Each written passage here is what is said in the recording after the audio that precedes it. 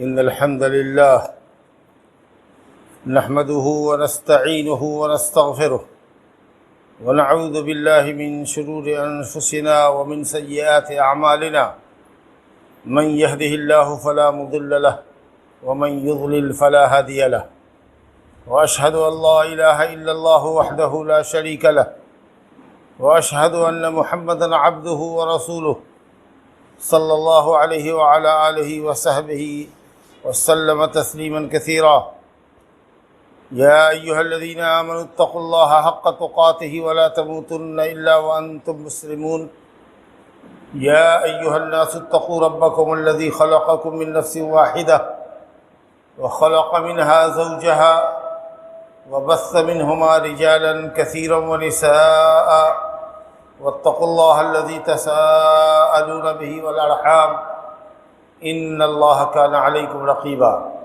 يا أيها الذين آمنوا اتقوا الله وقولوا قولا سديدا يصلح لكم أعمالكم ويغفر لكم ذنوبكم ومن يطع الله ورسوله فقد فاز فوزا عظيما أما بعد فإن خير الحديث كتاب الله وخير الهدي هدي محمد صلى الله عليه وسلم وشر الأمور محدثاتها وكل محدثة بدعة وكل بدعة ضلالة وكل ضلالة في النار.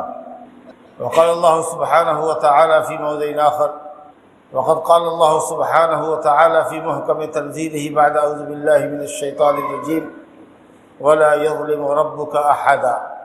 وقال سبحانه فيما يرويه عنه نبيه صلى الله عليه وسلم يا عبادي إني حرمت الظلم على نفسي وجعلته بينكم محرما فلا تظالموا. رواہ الامام مسلم فی صحیح من حدیث ابی ذر الغفاری رضی اللہ عنہ. بزرگوں اور دوستو، دین اسلام اللہ کے اور بندوں کے حقوق کی ادائیگی کا نام ہے. اللہ کا سب سے پہلا اور سب سے بڑا حق ہم پر یہ ہے کہ ہم بلا شرکت غیر اس کی عبادت کریں اور اس نے جو شریعت دین و دنیا کی سعادت کے لیے ہمارے واسطے نازل کی ہے اس شریعت پر عمل پیرا ہوں.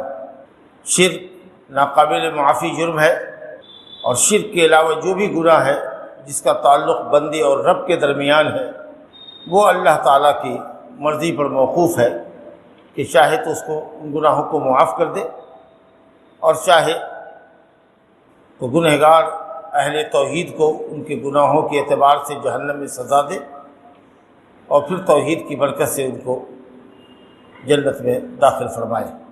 تو شرک ناقابل معافی جرم ہے، گویا یہ سب سے بڑا ظلم ہے، ایسا ظلم جس کو اللہ کبھی معاف نہ کرے.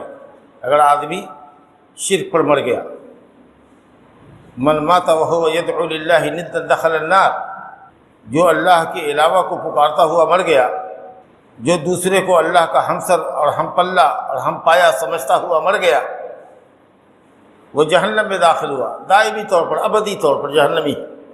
اللہ نے فرمایا انہ من یشرک باللہ فقد حرم اللہ علیہ الجنہ ومأواہ النار وما للظالمین من انصار. جو اللہ کے ساتھ شرک کرے گا اور اسی پر اس کا خاتمہ ہو گیا، توبہ نہیں کی، اس نے سچی توبہ نہیں کی، توحید اور اخلاص کی راہ پر نہیں لگا، تو اللہ نے اپنی جنت کو اس پر حرام کر رکھا. باقی تو شرک کے علاوہ جو گناہ ہے، چوری ہو، زناکاری ہو، شراب نوشی ہو وغیرہ، جو بڑے اور چھوٹے گناہ ہیں، شرک کے علاوہ اہل سنت والجماعت کے عقیدے کے مطابق وہ اللہ کی مشیت کے اندر داخل ہیں، چاہے تو اللہ معاف کر دے چاہے تو سزا دے. اگر کسی کو معاف کرتا ہے تو یہ اس کا احسان ہے، اور اگر کسی کو اس کے گناہ کی سزا دیتا ہے تو یہ اس کا عدل ہے. اللہ کسی بھی حال میں ظالم نہیں ہے، اور اس نے ظلم کو اپنے لیے روا نہیں رکھا ہے، اپنے نفس پر اس نے ظلم کو حرام کر رکھا ہے. انہ من یشرک، اللہ تعالیٰ کا ارشاد ہے ان اللہ لا یغفر ان یشرک بہ ویغفر ما دون ذلک لمن یشاء. شرک کو معاف نہیں کرے گا، شرک کے علاوہ جس گناہ کو چاہے معاف کرتا. ایک ظلم تو یہ ہے جو سب سے بڑا ظلم ہے، شرک، جو ناقابل معافی جرم ہے، آپ نے سمجھا. اور انسان جو گناہ کرتا ہے اور اپنے نفس پر ظلم ڈھاتا ہے، شرک کے علاوہ جو گناہ کرتا ہے وہ اللہ کی مشیت اور مرضی میں ہے، چاہے تو معاف کر دے، چاہے تو عذاب دے، جیسا کہ آپ نے سنا۔ اور ظلم کی ایک تیسری قسم یہ ہے جو بندہ بندے پر ظلم کرتا ہے، جس کو ظلم العباد کہتے ہیں، بندہ بندے پر ظلم کرے۔ یہ ایسا حق ہے جس کو اللہ تعالیٰ چھوڑے گا نہیں جب تک کہ ظالم مظلوم سے دنیا میں معافی نہ مانگ لے اور ظالم اس کو معاف نہ کر دے۔ اگر وہ دنیا میں اپنے معاملات کی صفائی نہیں کرتا ہے اور دوسروں پر ظلم لے کر کے مرتا ہے، کسی کا قتل کیا ہے، اسے مثال کے طور پر کسی کا مال ہڑپ لیا ہے، کسی کی عزت و آبرو کو اچھالا ہے، اور ظلم کی جتنی قسمیں ہو سکتی ہیں جو بندے بندوں پر ظلم کر سکتے ہیں، اگر ان ظلموں کے لیے معافی نہیں مانگی ہے تو قیامت کے دن اللہ رب العالمین کا جو دستور ہے اس دستور کے مطابق مظلوم کو اللہ تعالیٰ ظالم کی نیکیاں دیتا ہے چلا جائے گا۔ وہاں تو دینار و درہم نہیں ہوں گے، ظالم کی نیکیاں مظلوم کو دے دی جائیں گی۔ بہرحال بندوں پر ظلم کرنے والا چھوڑا نہ جائے گا جب تک کہ ظلم کا حساب اس سے چکا نہ لیا جائے۔ جسے نبی صلی اللہ علیہ وسلم فرماتے تھے کہ قبل اس کے وہ دن آئے جس میں دینار و درہم نہیں ہوں گے، تمہارے پاس نیکیاں ہوں گی اور تمہاری نیکیاں مظلوموں کو دے دی جائیں گی۔ اس دن کے آنے سے پہلے ہر کوئی جس نے کسی کے ساتھ ظلم کیا ہو اپنے ظلم کے لیے معافی مانگ لے، اپنے معاملات کو صاف کر لے۔ اگر کسی کی جائیداد ہڑپ رکھی ہے، جائیداد دے دے، کسی کا کوئی حق مارا ہے، حق دے دے، اور اس سے معافی بھی مانگے اور اللہ سے بھی معافی مانگے، کیونکہ اس نے ظلم کر کے اللہ تعالیٰ کی بھی شریعت کی مخالفت کی، تو اللہ سے بھی معافی مانگے، اس بندے سے بھی معافی مانگے، اور جس کا حق لیا ہے وہ حق بھی اس کو دے دے، تب جا کر کے اس کی نجات ہوگی۔ تو ظلم العباد، بندے پر ظلم کرنا، یہ بھی کوئی معمولی بات نہیں ہے۔ حضرت سفیان ثوری رحمۃ اللہ علیہ کا قول ہے کہ انسان اپنے اور رب تعالیٰ کے درمیان کے 70 گناہوں کو لے کر ملے، یہ بہتر ہے، آسان ہے کہ وہ ایک گناہ ایسا لے کر ملے جو اس کے اور کسی بندے کے درمیان، کیونکہ اللہ اپنا حق چاہے تو معاف کر دے گا، لیکن اگر بندے پر تم نے ظلم کیا ہے تو جب تک بندے کو حق نہیں تم سے دلوا دے گا اس وقت تک تمہاری رہائی نہیں ہو پائے گی۔ تو آدمی اپنے اور رب تعالیٰ کے درمیان 70 گناہوں کو غور کیجئے۔ بڑے محدث کا قول ہے کہ حقوق اللہ میں 70 گناہ اگر آپ کے پاس ہے تو یہ کہیں ہلکا ہے اس ایک گناہ کے مقابلے میں جو آپ کا اور آپ کے دوست بھائی کے درمیان کا ظلم ہے۔ بندے کا ظلم لے کر کے ملنے سے بہتر ہے، انہوں نے یہ کہا کہ 70 گناہ اللہ کے حقوق میں سے لے کر کے ملے۔ ارے بہتر تو کچھ بھی نہیں ہے، لیکن کمپریزن میں کہہ رہے ہیں، مقابلے میں کہہ رہے ہیں کہ اللہ کے حق کے مقابلے میں بندے کا حق جو ہے وہ گرفت کے اعتبار سے زیادہ مضبوط ہے۔ اللہ رؤوف الرحیم ہے، اپنے حق کو معاف کر دے گا۔ شرک کے علاوہ اس نے کہا کہ بندہ اگر روئے زمین بھر گناہ لے کر کے تو مرے گا تو میں تمہارے لیے مغفرت کر دوں گا۔ لو اتیتنی بقراب الارض خطایا ثم لقیتنی لا تشرک بی شیئا لاتیتها بقرابها مغفرۃ او کما قال نبی صلی اللہ علیہ وسلم عن اللہ سبحانہ وتعالی، کہ اللہ کہتا ہے کہ بندے روئے زمین بھر گناہ لے کر کے مرے، زمین بھر گناہ لے کر مرے، بشرطے کہ تم نے اللہ کے ساتھ کسی کو شریک نہ ٹھہرایا ہو تو میں زمین بھر تمہارے لیے مغفرت لے کر آؤں گا۔ پہلو سے اگر سوچئے تو بندے کا معاملہ اگر رب تعالیٰ سے بگڑا ہوا ہے اور شرک کے علاوہ گناہ ہے تو وہ قابل معافی ہے، لیکن بندے کا معاملہ بندے سے ہے وہ سنگین ہے کہ آپ کی نیکی لے لی جائے گی۔ اگر آپ نے دنیا میں حق والے کا حق واپس نہیں کیا اور معافی نہیں مانگی تو قیامت کے دن آپ کو اپنی نیکیوں سے بدلہ چکانا پڑے گا، اور وہاں ایک ایک نیکی کا انسان محتاج ہوگا۔ لا الہ الا اللہ۔ اسی لیے حقوق العباد کی بھی بڑی اہمیت ہے اور لوگ اس میں بڑی غفلت برتتے ہیں۔ حقوق العباد کی بہت ساری شکلیں ہیں، ان کی رعایت کرنی چاہیے۔ حقوق العباد کی بہت ساری شکلیں ہیں۔ ایک بات تو یہ ہے کہ آدمی کسی کا اللہ قتل کرتا ہے، اگر آپ کے ذریعے کسی کا اللہ قتل ہو جاتا ہے، بڑا ظلم ہے، بہت بڑا ظلم، قتل نفس۔ بندوں کے حق میں سب سے بڑا ظلم یہی ہے، قتل نفس، اور قیامت کے دن بندوں کے معاملے میں سب سے پہلے قتل ناحق کا ہی فیصلہ ہو۔ اس لیے ناحق خون نہیں بہانا چاہیے کسی کا۔ غصے میں شیطان انسان کو بہکا دیتا ہے اور لوگ مردے مارنے پر چل جاتا ہے، خبردار اپنے آپ پر کنٹرول رکھیے۔ کسی مسلمان کا ناحق قتل کتنا بڑا جرم ہے، آپ اس آیت سے اندازہ لگائیے۔ غالباً سورہ نساء کی آیت نمبر 93 ہے، وَمَن يَقْتُلْ مُؤْمِنًا مُتَعَمِّدًا فَجَزَاؤُهُ جَهَنَّمُ خَالِدًا فِيهَا وَغَضِبَ اللَّهُ عَلَيْهِ وَلَعَنَهُ وَأَعَدَّ لَهُ عَذَابًا عَظِيمًا۔ جو کسی مسلمان کو جان بوجھ کر قتل کرتا ہے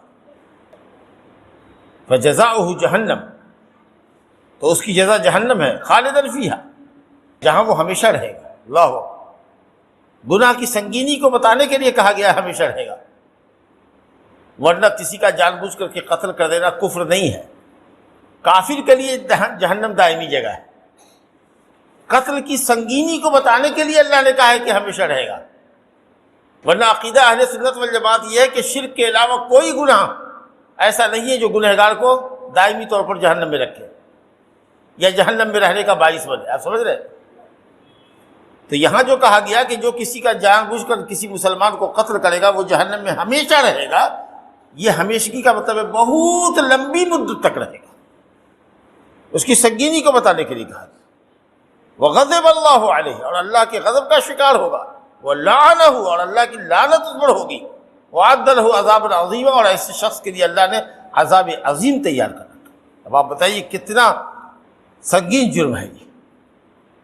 اور اسی طریقے سے سورہ فرقان میں اللہ رب العالمین نے جو عباد الرحمن کی صفات بتائی ہے، تو وہاں اللہ تعالیٰ نے فرمایا ایک آیت کے اندر والذین لا يدعون مع اللہ الہا آخر ولا يقتلون النفس التي حرم اللہ الا بالحق ولا يزنون ومن يفعل ذلك يلقى اثاما يضاعف له العذاب يوم القيامة ويخلد فيه مهانا الا من تاب وآمن وعمل عملا صالحا فأولئك يبدل الله سيئاتهم حسنات وكان الله غفورا رحيما۔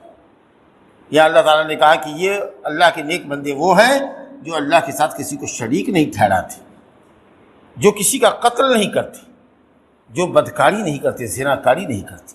اور اس کا سنگین گناہ بتایا ہے، اس گناہ کی سنگین سزا بتائی ہے، الا یہ کہ آدمی سچی توبہ کر لے اور ایمان و یقین کی راہ پر آ جائے، شرک چھوڑ دے، قتل سے توبہ کر لے، اپنے آپ کو مقتول کے وارثان کے حوالے کر دے کہ لو بھائی جو کرنا ہے کر لو، عدالت میں لے چلو، اپنے مقتول کا خون کی قیمت لے لو، یا ہم کو معاف کر دو، یا بولو اگر قتل کرنا چاہتے ہو تو ہم پیش ہیں۔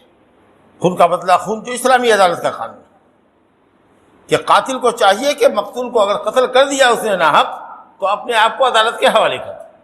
عدالت پوچھے گی مقتول کے وارثان سے کہ کیا چاہتے ہیں، قاتل کو معاف کرنا چاہتے ہو یا خون کی قیمت لینا چاہتے ہو اپنے آدمی کے، یا خون کا بدلہ خون چاہیے جس کو قصاص کہتے ہیں۔ جس پر مقتول کے وارث راضی ہو جائے وارثان، وہ فیصلہ عدالت کرے گی۔ اور اسی طریقے سے زنا سے توبہ کوئی کر لے تو اللہ رب العالمین کہتا ہے کہ اللہ اس کی بدیوں کو نیکیوں سے بدل دے گا، یعنی اب وہ بدی کی راہ چھوڑ کر نیکی کی راہ پر انسان لگ جائے گا، اور توبہ سے پہلے کے گناہوں کو اللہ معاف کر دے گا، کیونکہ توبہ، سچی توبہ ما قبل کے گناہوں کا کفارہ ہوتی ہے۔ التوبۃ تجب ما کان قبلها، توبہ سے قبل جتنے گناہ ہوتے ہیں، بڑے ہو یا چھوٹے ہو، ایون شرک کیوں نہ ہو، اگر آدمی سچی توبہ شرک سے بھی کر لے، جائے کہ دوسرے گناہ، سچی توبہ کر لے، مخلص سے سچی توبہ کرے تو اللہ تعالیٰ اس کو معاف کر دے گا۔ تو یہ قتل ناحق ہے۔ الا بالحق جو کہا گیا بغیر حق کے ساتھ، ایک مسلمان کا قتل کب جائز ہوتا ہے؟ تین ہی شکل میں جائز ہوتا ہے۔ اسلامی عدالت سزا دے گی جب وہ کسی مسلمان کا قتل کرے اور مقتول کے وارثان خون کے بدلے میں خون چاہے۔ دوسرا جرم یہ ہے کہ شادی شدہ ہو کر کے بدکاری کرے اور جرم اس کا ثابت ہو جائے تو اسلامی عدالت میں اس کی سزا قتل ہے، لیکن وہ قتل کی شکل ہوگی سنگساری، پتھر مار مار کر کے اس کو مار ڈالنا۔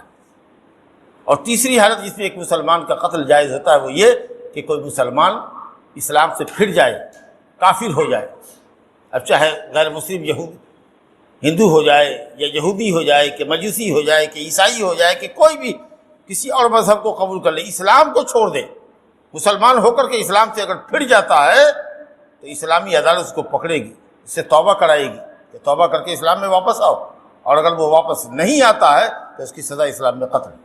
یہ تین وجہ ہیں جہاں ایک مسلمان کا قتل جائز ہوتا ہے۔ یا مسلمان کا خود جائز ہوتا ہے. جب وہ کسی کو قتل کر دے تو بدلے میں یا اسلام سے پھر جائے یا توبہ کر کے پھر اسلام کا کلمہ نہ پڑھے، یا شادی شدہ ہو کر کے زناکاری کرے اور اس کا جرم زنا ثابت ہو جائے. اس کے علاوہ کوئی چوتھی شکل نہیں ہو سکتی ہے جس میں ایک مسلمان کو قتل کیا جاتا ہے. یہ بڑا سنگین جرم ہے. حقوق العباد میں یہ بڑا سنگین جرم ہے کہ کوئی کسی کا قتل کرے.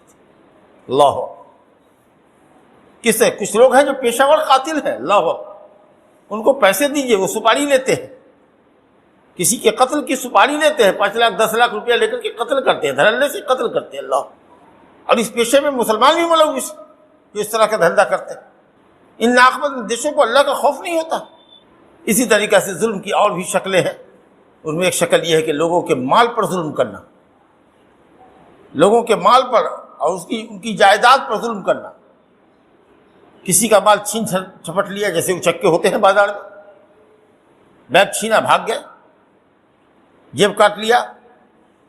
اور اسی طریقے سے کچھ لوگ ہوتے ہیں جو چوری چھپے آپ کے محفوظ مقام سے مال چھوڑا لیتے ہیں. اور کچھ لوگ ہوتے ہیں جو بالکل ہتھیار کی نوک پر آپ سے آپ کا مال چھین لیتے ہیں، جو ڈاکو ہوتے ہیں. ایک چور الگ ہوتا ہے جو چھپ چھڑا کر لیتا ہے آپ کے محفوظ مقام سے، جو آپ کی جگہ ہے جہاں سامان آپ حفاظت سے رکھتے ہیں، گھر ہے، مکان ہے، دکان ہے، تالا لگائے ہوئے ہیں، رات میں شٹر توڑ کر کے گھر میں سیدھ کاٹ کر کے یا دیوار پھلانگ لگا کر کے جائے اور دیکھتا رہے کہ کوئی دیکھتا تو نہیں ہے، چوری چھپے کہ کوئی دیکھے تو نہیں. محفوظ مقام سے کسی سامان کو لے جانا یہ چوری ہے. اور ڈاکہ کیا ہے؟ ایک دم ہتھیار کی نوک پر زبردستی آپ سے مال لینا. اور چکا کو تو آپ جانتے ہی ہیں کہ سامان پہ جھپٹا مارا اور لے کے بھاگ گیا. یہ سب شکلیں ہیں. لیکن اور بھی کچھ شکلیں ہوتی ہیں کہ لوگ ایک دوسرے کا مال ہڑپ لیتے ہیں، جائیداد ہڑپ لیتے ہیں، نشان زمین کا بدل دیتے ہیں. ہمارا آپ کے بھیاڑی کا رشتہ ہے، زمین کے بٹوارے میں ایک نشان لگ گیا، امین نے ناپ دیا، اینٹ گڑ گئی نشان کی، اور کچھ سالوں کے بعد رات کے اندھیرے میں آپ نے نشان کو آگے پیچھے بڑھا گھٹا دیا، دوسرے کی زمین آپ نے قبضہ کر لی. اللہ اکبر، بہت بڑا سنگین جرم ہے. نبی کریم صلی اللہ علیہ وسلم کا ارشاد ہے، من اقتطع شبرا من الارض، اگر کوئی شخص کسی کی جائیداد ایک بالشت اگر ناحق قبضہ کر لیتا ہے تو طوقہ اللہ ایاہ یوم القیامت من 7 اراضین، اللہ تعالیٰ اسے ایک بالشت کو 7 طبق زمین کے نیچے تک، اوپر سے لے کے 7 طبق زمین اس کے گلے میں توق بنا دے گا. لے اٹھا، جس کی ہرگز انسان طاقت نہیں رکھے گا. تو حضرت عائشہ رضی اللہ عنہا اپنے بہن بیٹوں کو، بھائی بیٹوں کو، بھتیجوں کو، بھانجوں کو کہتی تھی کہ زمین کے معاملے میں ہٹ کے رہو، زمین کے معاملے میں ہٹ کے رہو. اگر کوئی مانگتا ہے زبردستی تو ایک بالش دے دو، کہو کہ اگر ناحق لے رہے ہو تو لے لو، لیکن قیامت کے دن ہمارا اور تمہارا معاملہ ہوگا. لیکن کسی کی ایک بالش جائیداد اپنے میں نہ ملاؤ، بڑی بھاری قیمت چکانی پڑے گی قیامت کے دن. من غیر، لعن اللہ من غیر منال الارض، اللہ کی لعنت ہے اس شخص کے اوپر جو زمین کے نشان کو مٹا دیتا ہے. ہماری اور آپ کی جو حد بندی تھی اس حد بندی کو مٹا دیا آپ نے، ایک ہاتھ 2 ہاتھ بڑھا دیا. یا اسی طریقے سے جو نشانات سڑکوں کے کنارے رہتے ہیں، بورڈ جو رہتا ہے، ایک چورنگی پر ایک بورڈ لگا رہتا ہے، مظفر پور ادھر جانا ہے، دربھنگا ادھر جانا ہے، سمستی پور ادھر جانا ہے، اس بورڈ کو پھینک دیا آپ نے. وہ بھی ملعون شخص ہے. رات میں کوئی آئے گا پریشان ہے، 12 بجے رات میں کدھر جائے، جانا ہے اس کو مظفر پور چلا گیا سمستی پور. تو جو بھی نشانات ہیں راہ گیروں کے لیے، ان نشانات کو مٹانا، یا زمین کے جو نشانات ہیں ان نشانوں کو مٹانا اور زمین کو ہڑپ لینا، یہ بہت ہی بڑا ظلم ہے. کچھ لوگ مقدمات کرتے ہیں عدالتی فیصلوں کا بہانہ، اور عدالتی فیصلوں کو بہانہ کے طور پر پیش کرتے ہیں یا دلیل کے طور پر پیش کرتے ہیں، بہانہ کیا دلیل کے طور پر پیش کرتے ہیں. جعلی سرٹیفکیٹ بنا لی، جعلی رسید کٹوا لی، روپیہ پیسہ دے کر کے. رشوت خوری کا زمانہ ہے اور کسی کی زمین کے اوپر قبضہ کر لیا.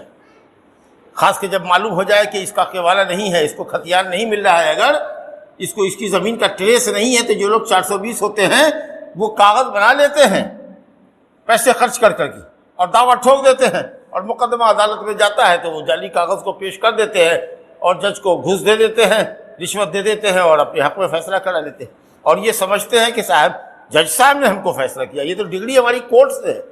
نبی آخر الزمان صلی اللہ علیہ وسلم نے فرما دیا جن کو اللہ تعالیٰ حقیقت حال سے مطلع کر سکتا تھا کہ یہ مدعی مدعلے میں کون جھوٹا ہے کون سچا ہے، لیکن چونکہ یہ فیصلہ رولنگ آنے والی امت کو دینا تھا اس لیے اللہ نے نہیں بتایا، کہا دیکھو ہوتا یہ ہے کہ تم دو آدمی آتے ہو ہمارے پاس جھگڑتے ہوئے آتے ہو، اور دونوں اپنا اپنا دعویٰ پیش کرتا ہے، لیکن ایک ان میں کا جو ہوتا ہے وہ چرب زبان ہوتا ہے، اپنی چرب زبانی سے اپنے دعوے کو ثابت کرنے میں کامیاب ہو جاتا ہے۔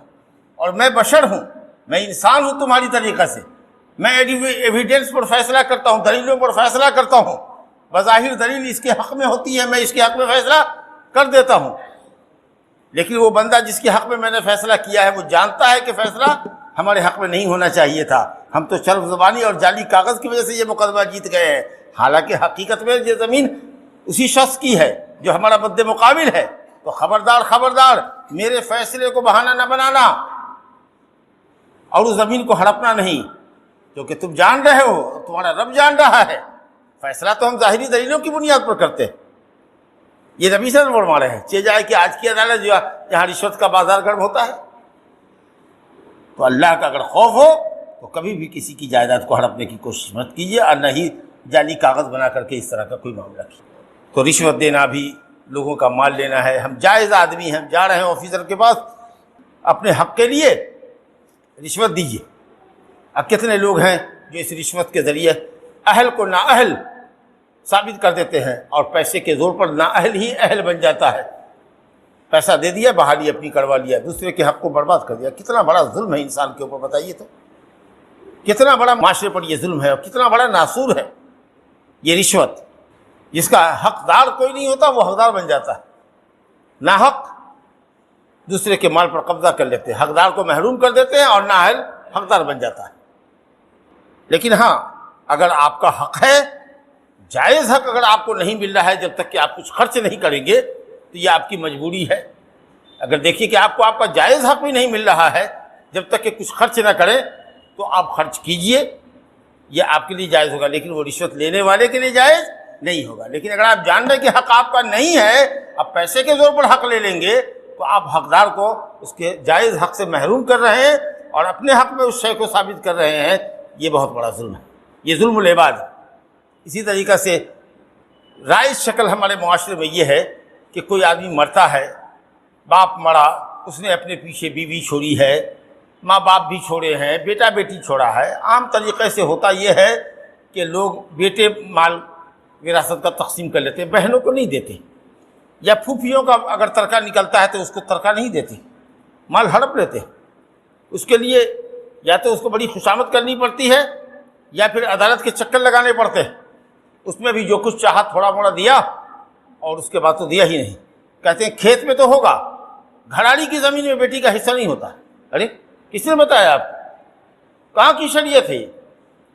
عرف اور عادت کو اور معاشرے کے نظام کو آپ اللہ کی شریعت پر مقدم کرتے ہیں۔ میت مرنے والے کی جو بھی جائیداد ہوگی، منقولہ یا غیر منقولہ، کیش ہو، روپیہ پیسہ ہو، سونا چاندی ہو، یا مکان اور جائیداد ہو، گھراڑی ہو یا کھیت کی زمین ہو یا دکان ہو، جو بھی چھوڑا ہے اس میں ایک ایک پائی میں بیٹے اور بیٹی کا حصہ ہے۔ جس گھر میں باپ تمہارا مرا ہے اس کی قیمت لگاؤ، اور بیٹی کا جو حصہ بنتا ہے وہ دو، الا یہ کہ وہ خوشی سے چھوڑ دے۔ تو آپ اگر وارث کو حق نہیں دیتے ہیں تو دوسرے کا حق مارتے ہیں، دوسرے کا مال باطل طریقے سے کھاتے ہیں۔ وَلَا تَأْكُلُوا أَمْوَالَكُمْ بَيْنَكُمْ بِالْبَاطِلِ، اللہ کہتا ہے کہ آپس میں ایک دوسرے کا مال باطل طریقے سے نہ کھاؤ۔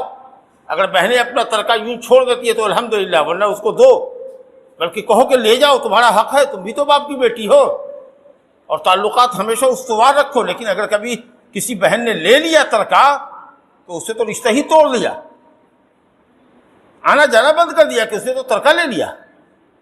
کتنا بڑا ظلم آپ کر رہے ہیں، یہ ناحق ہے، ظلم ہے بہنوں پہ۔ اسی لیے فوراً ہی میت کے مرنے کے بعد جتنے وارثان ہیں بیٹھ کر کے معاملے کو حل کر لینا چاہیے۔ جتنی تاخیر کیجیے گا معاملہ اتنا ہی پیچیدہ ہوتا چلا جاتا ہے۔ باپ نے دکان چھوڑی تھی مثال کے طور پر 5 لاکھ کی، تم نے 10 سال اس 5 لاکھ روپے سے تجارت کر کے اب اس کو 50 لاکھ کا کاروبار بنا دیا۔ اب بہن کہتی ہے کہ ہم کو دو 50 لاکھ کے حصے میں سے دو، نہ، یہ تو ہماری محنت کا نتیجہ ہے، ابا نے تو 5 لاکھ چھوڑا تھا، تو جب ابا نے چھوڑا تھا تو مرنے کے بعد تجہیز و تکفین کے 2 دن کے بعد کیوں نہیں بانٹ لیا؟ اسی 5 لاکھ کو نے 50 لاکھ بنا دیے۔ 20 سال کے بعد 5 لاکھ کا کچھ ویلو بڑھے گا کہ نہیں بڑھے گا؟ لیکن اب تم اس کو 5 لاکھ کا شیئر دے گے جو اس کا حصہ ہوگا، اب باقی سب ہڑپ کر جاؤ گے۔ فوراً ہی میت کے مرنے کے بعد حقوق وغیرہ کو ادا کرنے کے بعد جہاں ترکے کی تقسیم ہو، سارے وارثان کو بیٹھ کر کے مسئلے کو حل کر لینا چاہیے۔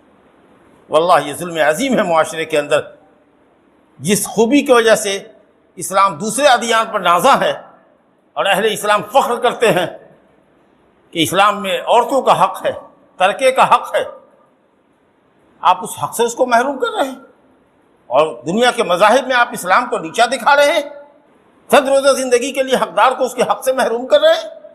اسی طریقہ سے ظلم کی اور شکل یہ ہے کہ صاحب کہ کسی کی غیبت کر رہا ہے، پیٹھ پیچھے عیب جوئی کر رہا ہے، ایک جگہ سے دوسری جگہ بات کو فساد پھیلانے کے لیے منتقل کر رہا ہے، نمک مرچ پلا کے فلانا تم کو تو یہ کہہ رہا تھا، تاکہ لڑائی ہو، جھگڑا ہو، فساد ہو، اللہ ہو، جس کو چغل خوری کہتے ہیں۔ حدیث میں کہا گیا اس کو نمام، حدیث میں ہے لا يدخل الجنت نمام، ایک روایت میں قطات، جنت میں چغل خور نہیں داخل ہوگا۔ کھلا ہے، یہ شاید کسی کا کہنا ہے، قول ہے شاید، کہ نمام ایک ساعت میں، ایک گھڑی میں اتنا نقصان پہنچاتا ہے جتنا کہ ساحر جادوگر سال بھر میں نقصان نہیں پہنچا سکتا۔ چغل خور اتنا جلدی نقصان پہنچا سکتا ہے جتنا کہ ساحر سال بھر میں نہیں کرے گا، اتنا بڑا فساد چغل خور پھیلا سکتا ہے۔ اب آپ سوچئے اور آپ دیکھیے، بہت ساری مثالیں ہو سکتی۔ چغل خور کس طریقہ سے میاں بیوی کے درمیان چغلی کھا کر کے میاں بیوی کے درمیان کے رشتے کو خراب کر دیتا ہے، بھائی کو بھائی سے بگاڑ دیتا ہے، دونوں میں لڑائی کروا دیتا ہے، بہت خراب چیز ہے یہ۔ نبی صلی اللہ علیہ وسلم کا گزر ایک قبر کے پاس سے ہوا، 2 قبر کے پاس سے جن کو عذاب ہو رہا تھا، اللہ نے اپنے نبی کو آگاہ کیا، اس میں ایک شخص وہ تھا جو چغلی کھایا کرتا تھا، یہاں کی بات وہاں، وہاں کی بات وہاں۔ کچھ لوگوں کی عادت ہوتی ہے، لگتا ہے پیٹ ان کا پھولتا رہتا ہے، جب تک کہ وہ باتوں کو ایک جگہ سے دوسری جگہ نہ لے جائیں، لوگوں میں فساد نہ پڑپا کریں، ان کو چین نہیں ملتا۔ ارے کسی نے کوئی بات اگر غلط کہہ بھی دی تو اس بات کو ختم کر دو، اچھی بات لے جاؤ، نقل کرو دوسرے تک، لیکن کسی بات کے نقل کرنے سے اگر جھگڑا بڑھ جائے گا تو اس کو ختم کر دو، حذف کر دو، وہ بات نہ کہو۔ صلح و مصالحت کی کوشش کرنی چاہیے، نہ کہ بگاڑ پیدا کرنا چاہیے۔ فلانا تو آپ کے متعلق ایسا کہہ رہا تھا، کیا ضرورت ہے یہ کہنے کی تم کو؟ کچھ اچھی بات اگر ہے تو نقل کرو، نہیں تو چپ رہو، سمجھو کہ اگر یہ بات ہم کہہ دیں گے دونوں میں مار پیٹ ہو جائے گی، جھگڑا ہو جائے گا، کس مقدمے کی نوبت آ جائے گی، اچھا نہیں ہوگا۔ ہمارا دونوں تو مسلمان ہی ہے، بیوقوف ہے جو اس طرح کی بات کر رہا تھا، اسی کو سمجھا دو جو شکایت کر رہا تھا، چھوڑیے نا، آپ کیوں دوسرے کی شکایت کرتے ہیں، کوئی اور بات کیجیے۔ لیکن آپ تو وہاں چپ رہے، ہاں میں ہاں لگاتے رہے، اور اس کے بعد جا کر کے اس کے بھائی کو نمک مرچ ملا کر کے 2-4 باتیں اور بھی بڑھا کر کے فساد پھیلانے کے لیے کر دیا۔ تو یہ ساری کچھ چیزیں جو ہوتی ہیں وہ ظلم العباد کی شکل ہے۔ کوڑا کرکٹ راستے میں پھینک دیا، نبی صلی اللہ علیہ وسلم فرمایا کہ پانی کے گھاٹ پر پیخانہ کر دینے والا، پھلدار درخت کے نیچے پیخانہ کر دینے والا، بیچ سڑک پر پیخانہ کر دینے والا ملعون ہے۔ آپ دوسرے کا حق کیسے مار رہے ہیں؟ کوئی جو جائے گا بیچارہ، اس کو کتنا گھن ہوگا اگر بیچ راستے پر پیخانہ کر دیا ہے کسی نے، تو ظاہر ہے کہ 2 گالی دے کے ہی بڑھے گا۔ جہاں آدمی پانی بھرتا ہے، پانی لیتا ہے، اپنے جانوروں کو پانی پلاتا ہے، یا چاپا کل ہے وہاں پانی لے جاتا ہے، کوئی ناعاقبت اندیش وہاں پیخانہ کر دے، پیخانہ ڈال دے، آپ سمجھ سکتے ہیں کہ وہ لوگوں کی لعنت کا مستحق ہوگا کہ نہیں ہوگا۔ تو آپ دوسروں کو اذیت پہنچا رہے ہیں کہ نہیں پہنچا رہے ہیں؟ راستے کو تنگ کر دیا، راستے میں گڈھا کھود دیا، گھر کی نالی راستے میں کھول دی، پیشاب پیخانہ کی نالی راستے میں کھول دی، لوگ جا رہا ہے ناک بند کر کے جا رہا ہے۔ یہ سڑک آپ کے باپ کی ہے؟ لوگوں کو آپ اذیت پہنچا رہے ہیں، تکلیف پہنچا رہے ہیں، ان کی بد دعائیں لے رہے ہیں آپ۔ تو اس طرح کا کام گاؤں دیہات میں بہت زیادہ ہوتا ہے، یا شہروں میں بھی ہوتا ہے۔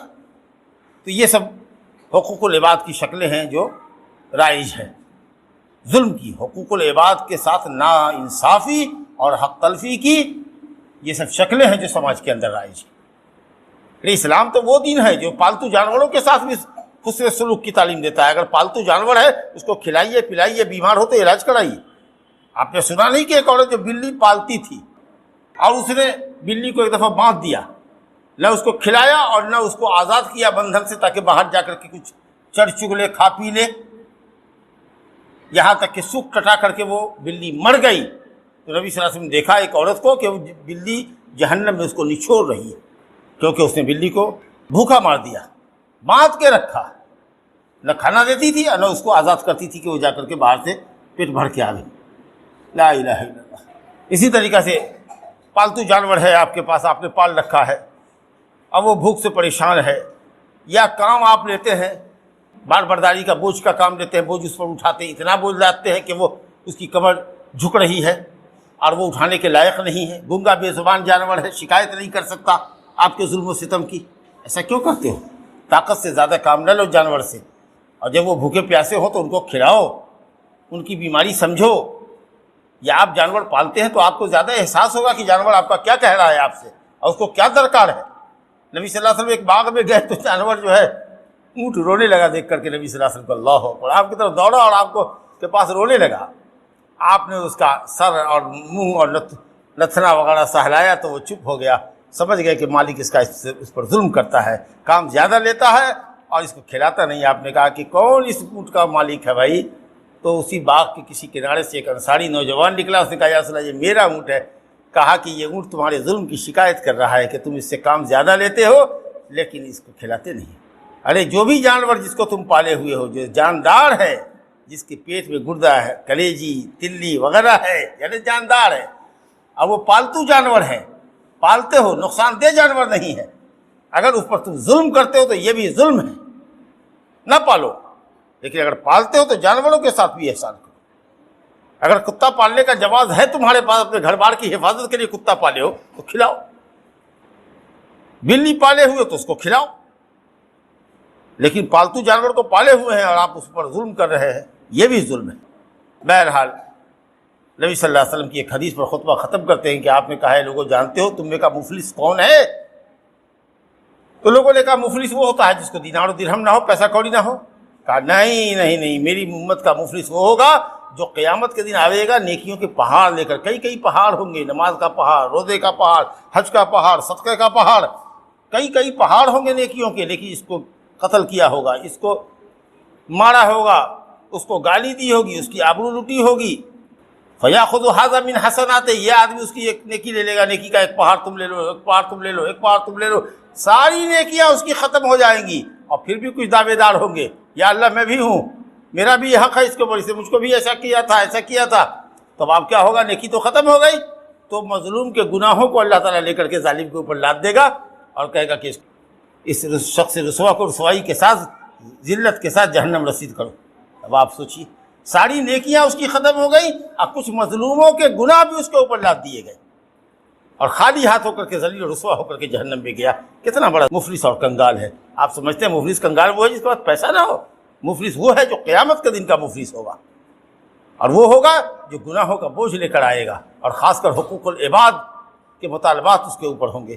اللہ رب العالمین ہمارے دلوں میں اپنا خوف اور اپنی خشیت پیدا فرمائے، اور اپنے حق کے ساتھ، توحید اور عبادتوں کے ساتھ اللہ رب العالمین ہم بندوں کو بندوں پر احسان کرنے کی، میاں کو بیوی کے ساتھ احسان کرنے کی، بیوی کو میاں کے ساتھ احسان کرنے کی۔ یہ میاں بیوی بھی ایک دوسرے پر بڑا ظلم کرتے ہیں، مرد اپنی بیوی کا حق نہیں اگر ادا کرتا ہے تو ظالم ہے کہ نہیں ہے؟ اور بیوی شوہر سے مال لیتی ہے، کھاتی ہے، پیتی ہے، لیکن پھوہڑ پنا کرتی ہے، پیسے کو ضائع کرتی ہے، یا مان لیجیے کہ نعوذ باللہ ثم نعوذ باللہ خیانت کرتی ہے اپنی عزت و آبرو کے اندر، ظلم کرتی ہے کہ نہیں کرتی؟ تو مرد عورت پر ظلم کر رہا ہے، عورت مرد پر ظلم کر رہا ہے، اولاد ماں باپ کے ساتھ ناانصافی کر رہی ہے، بدتمیزی کر رہی ہے، اور اب باپ ماں جو ہے وہ اولاد کی صحیح تربیت نہیں کر رہا ہے۔ یہ سب ایک دوسرے پر ظلم کی بہت ساری شکلیں ہیں بھائی، کیسی شکل ہم بتائیں؟ اللہ رب العالمین ہمارے اور آپ کے دلوں میں اپنا خوف، اپنی خشیت پیدا فرمائے، اور ہماری عاقبت کو اللہ تعالیٰ بہتر فرمائے۔ انہ تعالیٰ سمیع مجیب۔ اقول ما تسمعون واستغفر اللہ لی ولکم ولسائر المسلمین من کل ذنب فاستغفروہ انہ هو الغفور الرحیم۔